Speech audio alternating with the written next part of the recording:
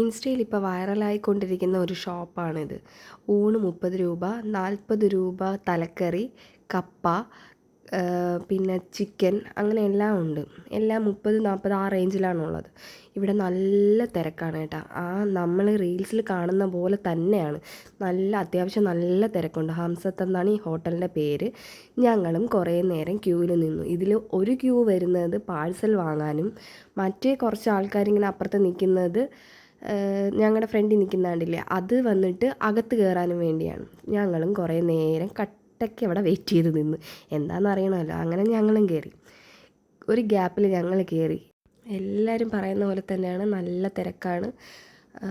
ഞങ്ങൾക്ക് ഊണും അയല ഫ്രൈ, പിന്നെ ചാള വറുത്തത്, പിന്നെ ഒരു മീൻ കറി സെപ്പറേറ്റ്, അങ്ങനെയാണ് ഞങ്ങൾ മേടിച്ചത്. നല്ല ടേസ്റ്റ് ഉണ്ടായിരുന്നു, സത്യമാണ് കേട്ടോ. ഈ റീൽസിൽ വരുന്നത് പോലെ തന്നെയാണ്, നല്ല രുചിയാണ്. ഇത് പുളിശ്ശേരി, പിന്നെ ഈ കാണിക്കുന്നത് മീൻകറിയാണ്. പക്ഷെ അത് കൊഞ്ച് ഇട്ടിട്ടുള്ളൊരു മീൻകറിയാണ്. ഇത് സാമ്പാർ.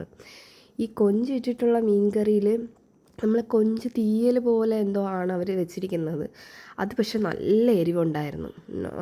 നല്ല എരിവെന്ന് നല്ല എരിവ്.